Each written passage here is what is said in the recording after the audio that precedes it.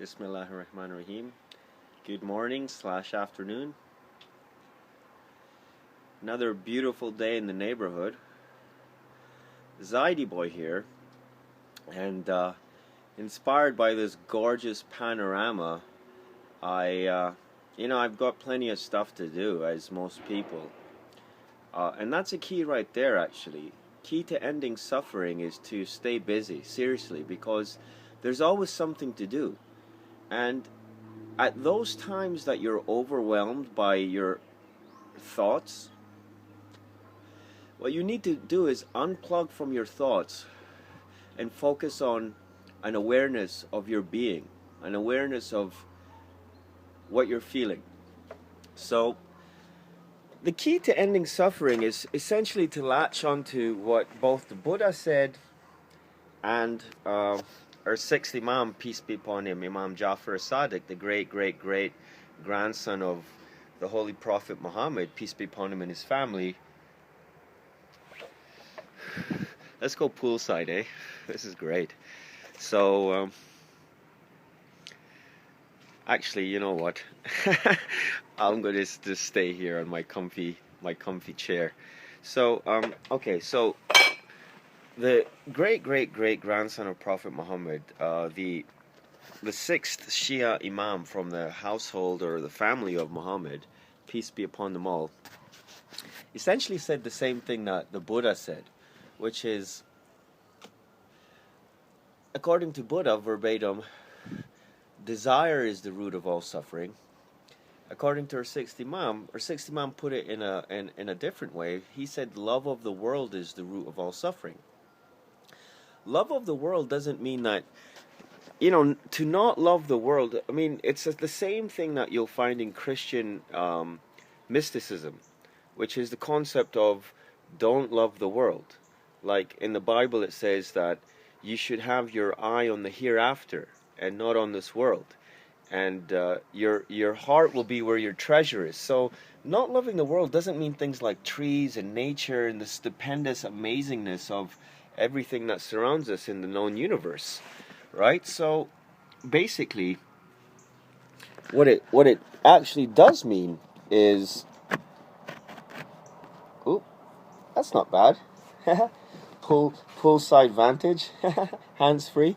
So love of the world means negativity, and in fact not even just negativity. Love of the world is essentially your thoughts. Do you understand? You need to disconnect from your thoughts, your thinking process. You wake up every day and you're locked into this ego-driven, compulsive mindset that's babbling away. Most days, 90% of the time, if not 99, 98% of the time, 95, 97, whatever, I'll leave it to so-called scientists to go off and do some research on it. They'll come up with things like, hey, we think 60,000 thoughts an hour, or 1 million thoughts a day, or some crazy thing like that. And the thing is, most of these thoughts are worldly thoughts. Don Juan, the teacher of the father of the New Age, cArLoScAsTaNeDa, I really recommend you go look cArLoScAsTaNeDa up.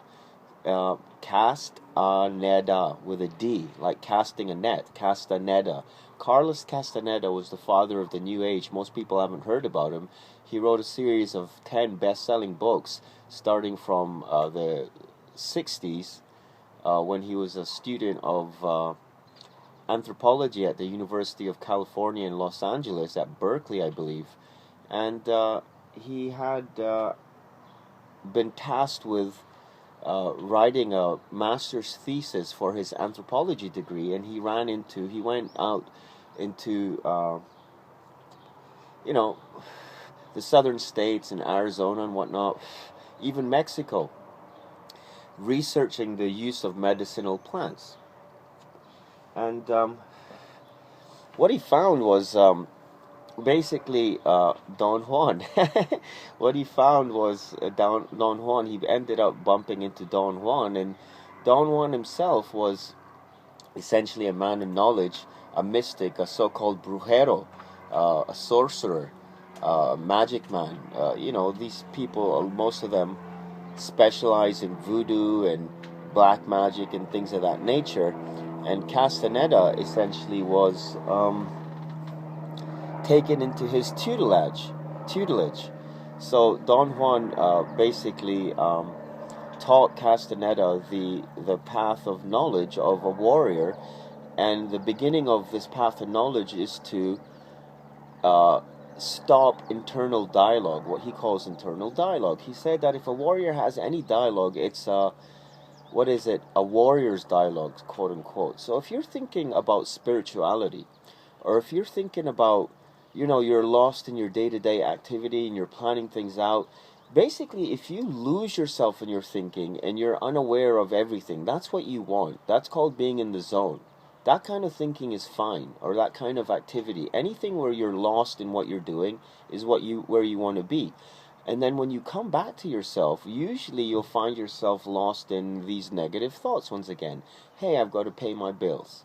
Hey, I've got to take care of my kids. Hey, I wonder what this person or that person is thinking about me. Hey, I wonder how am I going to make out tomorrow. Hey, I wonder what happens if the stock market goes down. And all these worries, it boils down to two things: fear and desire. We're fearing a lot of outcomes, okay? We're sad over fear, desire, and sadness, you might say. We're sad over things that have happened or have not happened, things that are not going our way, supposedly, or that didn't go our way, or where we kind of miscalculated or were misrepresented, or we were made to feel bad or small, or some kind of argument with somebody. Incessant thoughts of sadness and regret. Incessant thoughts of fear. Oh my God, I wonder what's going to happen. Are these guys going to come after me? Or what about the creditor? Or what about my boss? Or what about my spouse? Or what have you? Oh my God, what a beautiful day, huh? It's May here in Toronto, and it's finally sunny. It's still cold at night, guys. It's been a very strange winter. A mild winter, but a long winter, huh? I guess, people who say climate change is not happening, haven't really been paying attention to their own local weather. The climate is definitely changing. The only question is whether it's a natural cycle of ups and downs, like going through the ice age and going through the various melts and heating up and cooling down that the globe has been going through since its formation. The dinosaurs being wiped out, and then the earth covered with ice, and then volcanoes everywhere, and now we have a milder form of that as things stabilize. Maybe. A lot of people still say that. A lot of people say that this whole thing of carbon emissions causing change is highly exaggerated and whatnot. Who knows what's going on? Everyone knows for sure that we do pollute too much, and we do use too much carbon, and it's probably a good idea in any case to lower those emissions. But in any case, as usual, I'm getting carried away. Guys, love of the world basically means anything that takes you away from self-awareness. Imam Ali, peace be upon him, said something very interesting. As usual, every one of his statements and silences and actions was simply miraculous. We call Imam Ali Madhar al-Ajaib, as per the angel Gabriel, peace be upon him, who revealed this to Prophet Muhammad, peace be upon him and his family. Nadi Ali Madhar al-Ajaib. Imam Ali is a compilation of wonders, and Imam Ali is who we as Shias follow, essentially. After the Holy Prophet of Islam, he designated his successor to be Imam Ali, peace be upon him, who was his cousin and his son-in-law, married to his daughter, the esteemed and honorable lady of chief of the ladies of paradise, and chief of the ladies of the world, chief of the women of the world, the Lady Fatima, the peace and blessings of Allah be upon her in perpetuity. Imam Ali said, how strange a creature man is. Such little things get him to exult and become so happy, and he's overcome with happiness. And such little things cause him to become so despondent and despairing and to grieve. It's so cool, man. I got this swimming pool in my backyard, and just a few days ago, you can see the little ducklings on the surface of the water there. And just a few days ago, I was lost in what was the low point of my life. I put out this video called "The Hell That My Life Has Become," And, I prayed to God and I had faith in God. You see, that time for me was a time of immense pressure, but it was not a time of immense suffering. I mean, and my faith bore itself out, and literally in the next 2 to 3 days, I managed to move all of my stuff into my beautiful new room, okay, overlooking this amazing little duck pond, which is really what it is. It's a disused pool, and I've been trying to, feed these guys. I tossed some bread over here, and the silly duck for some reason didn't eat it. But as you'll see that, I'm trying to basically acclimatize the duck to eating and stuff like that. Now the beautiful one is the female one, I figure, and the one who's just standing there watching suspiciously because it doesn't trust me completely yet is the male one. And the female one is in the care of the male one. The female one is just more relaxed and knows that it's protected. And the male one, I had tossed the bread here, and the male one refused my offering as such and just walked off. I mean, these are all obviously evolutionary traits as scientists would have it, and as a naturalist and a creationist, you might say, such as myself, these are God-given instincts. Like, there's many references to natural life in the Quran. There's chapters called the bee and the ant, for instance. And Allah subhanahu wa ta'ala azza wa jal, God the most exalted and sublime, says that, we are the ones who essentially guide the bee. اتخذي من الجبال بيوتا. Make your nest over here and in trees and in houses and in mountains and wherever, whatever animals do. To say that it's an evolutionary trait is one thing, but whatever it is, it's amazing. It's amazing, like when you look at the universe and so forth. And so I just wanted to point out that my suffering over the last few months of being in my last place, which was cold, and I was sick, and I kept having the neighbors calling the cops on me because I was making too much noise. I was smoking weed, and I was basically crazed in a state of mania because I'm bipolar. And I didn't heed my doctor's advice and my health workers and the counselors and all the people I've been dealing with over the last 5 years. I've been to jail, in and out of jail. Thankfully, I haven't had a record. I don't have a record. I get charged with assault for shouting at people, and people say, "Oh, well, he said he had a gun and was going to shoot me," or he threw a knife at me, or he attacked me, and the cops show up and I'm in an agitated state and I get taken to jail, beaten up and scrubbed down, and I'm out on bail right now on a similar charge. So I'm digressing as usual. Imam Ali, peace be upon him, referred to the fact that we get caught up in our thoughts. The thoughts are usually negative, and once in a while nice things happen or things go as we want, and we're so happy and we're so elated. But it's the same thing. If you're identified with this ego-driven thought process in your mind, you are going to suffer, period. And the extent to which you can detach yourself from your ego-driven mind, which includes worrying about outcomes, which includes worrying about future circumstances, which includes sadness over past things, which includes greed for reputation, and you want to accumulate nice things, you want to have security, all the things you want, all the things you fear, and all the things you grieve about in your mind on a selfish level. Those things will cause you to suffer. Now, if you take that same thinking and you expand it to others, there's so many ways out of suffering, and they're very simple and straightforward, and they're ways that even children know about. If you go to my blog, zAiDiBoy.bloGspot.ca, and you click on my books, you'll see that I've written a book called The Art of Suffering. It's 100 pages right now. I'm still writing it. I've already been rejected by numerous publishers and agents, as usual. I've got books lying around literally for the last almost 10 years that I've written. that I've been trying to get published, and I haven't really put my heart into it, or maybe I don't believe it's ever going to happen. I've put them out there on the internet, and it's up to you, dear user and world at large, to go out and find them if you're so inclined. Now, if you're thinking thoughts about yourself, like how am I going to take care of myself, and I would like to have such and such a thing, or this and this thing will make me happy, well, the only thing you need to do is apply that. Look at these cute little things. Aren't they adorable? The only thing you have to do is apply that to others. If you want to suffer, first of all, cut off the thinking for yourself, for one. Learn how to meditate. Learn how to silence these day-to-day thoughts.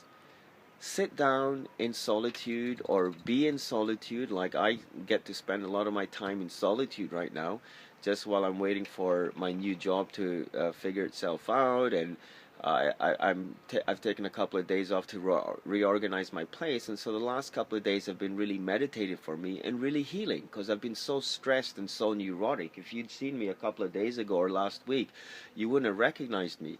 You would have seen someone shouting and screaming and singing and barking and generally barking mad, essentially, causing mayhem, riding up and down the street and harassing people and just having fun, essentially, from my own perspective, but being a real nuisance. In any case, you sit down, you find solitude, your day-to-day thoughts. You don't even have to sit down and meditate, but what you want to do is concentrate on what's going on inside of me right now. There's having, there's doing, and there's being. Having is not important. You see, the reason we suffer is because we're tied to having. Having meaning, what do I have, what do I not have, what's going my way, what's not going my way. You got to understand that reality is reality, and things are the way they are, and this is not going to change. And you need to square up and face reality head on, and you need to face what you're feeling head on.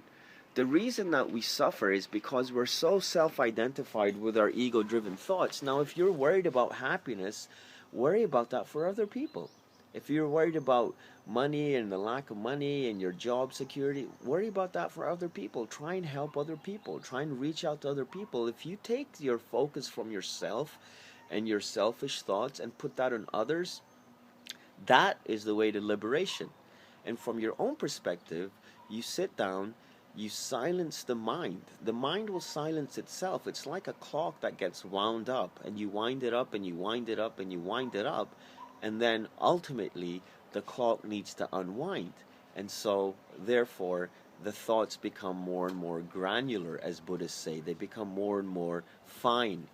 Like your day-to-day thinking plays itself out. So you sit there in solitude, you shut your eyes, you assume obviously a comfortable position. It's nice to have your back straight.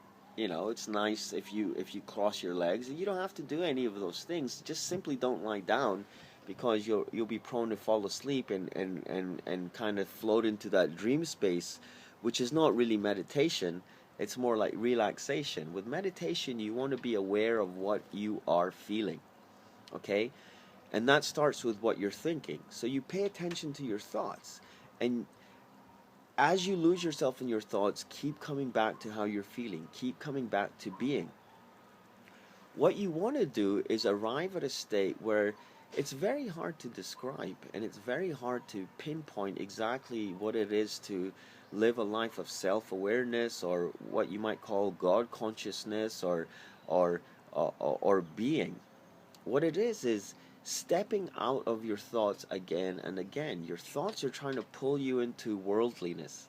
Your thoughts are trying to pull you into fear. Your thoughts are trying to pull you back into the world of desire. Your thoughts are trying to pull you back to the world of people, into the world of things, into the world of greed, right? And sadness.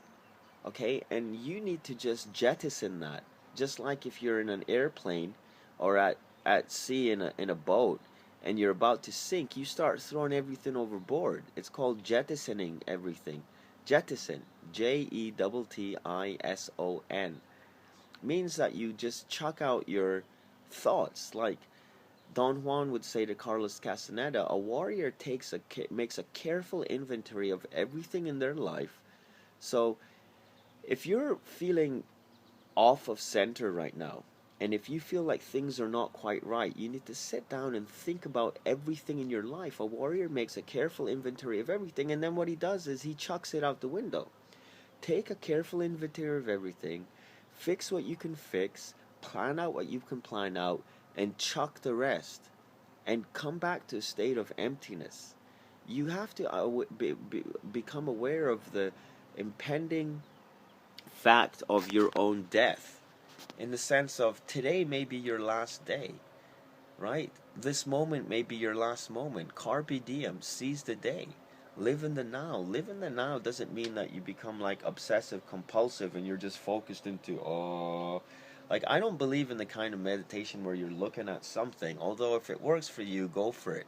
The point is you need to be aware of yourself. Some people are become aware of their breathing and they focus on that.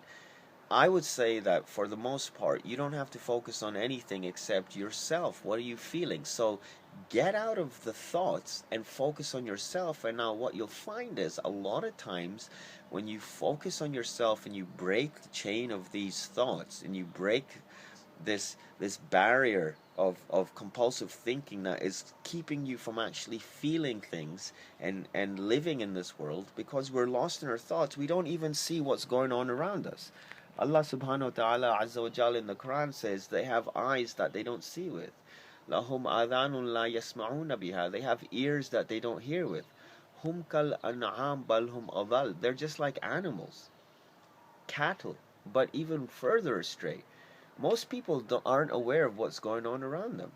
You know, the butterflies and nature and stopping to smell the flowers can only happen. Enjoying nature and enjoying butterflies and smelling the flowers can only happen if you break yourself out of this lock and chain of day-to-day thinking.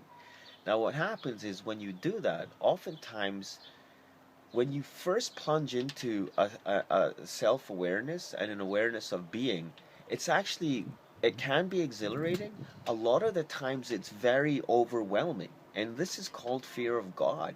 Essentially, when you come face to face with yourself, you'll be face to face with nameless emotions that can't be described, and you need to start living in that world. You need to plunge yourself into the fire, the molten fire and the volcano of your own not thoughts, but your emotions and feelings. See, how you're feeling is what creates your thoughts. The thoughts are more external. Now remember, there's thinking, and then there's being thought, what I call being thought. Being thought means you're being controlled by this incessant ego-driven mind stream, right? This internal dialogue, this daily chatter, this obsessive compulsive, you know, defensive and possessive voice in our head that's so demanding, right? And it runs you down and it frustrates you and it drives you crazy, essentially. That's one thing. There's another kind of thinking, which is the meditative thinking, which is what I'm obviously prescribing with this video. The way to end suffering is to become a meditative thinker and a feeler, right? The Holy Prophet of Islam, Muhammad, peace be upon him, and his family said that 1 hour of thinking, 1 hour of meditation is better and greater and more superior to 70 years of worship. You know, so in Islam, worship, like reading your rosary, praying 5 times a day, fasting, going to the pilgrimage, reading the Quran, all of the beautiful prayers and chants and you know, invocations, praising God, and the sweet invocations and the sweet supplications and all of this stuff is one thing. But there's a beautiful saying of our sixth Imam, peace be upon him, Imam Ja'far as-Sadiq, the great grandson of the Holy Prophet of God, peace be upon him and his family. Our sixth Imam said, well, listen, God is not worshipped through anything greater than silence. So I think I've said everything I needed to in this video. I'm wrapping it up here under half an hour. Time flies when I do these things, and that's why I do these things. I guess I was born to do these things. I've got over 450 videos. I've got a few videos with thousands of views. Most of my videos may not get any more than 5, 10, or 25 clicks. If I get 25 clicks, that's more or less my benchmark. I'm very happy at that. And so please leave me a comment, give me a like or unlike. If you found this useful, please share it. I mean, notwithstanding the fact that I've got a lot of crazy videos on there, on my YouTube channel, you can visit my Twitter feed at SamuelusRemus. You can visit my blog at zAiDiBoy.bloGspot.ca. That's zAiDiBoy.bloGspot.ca. And my sales and marketing website is salesandmarketingforyou.com, separated by hyphens. So once again, your emotional state essentially governs everything else. Your emotional state creates your thoughts, and you act on your thoughts.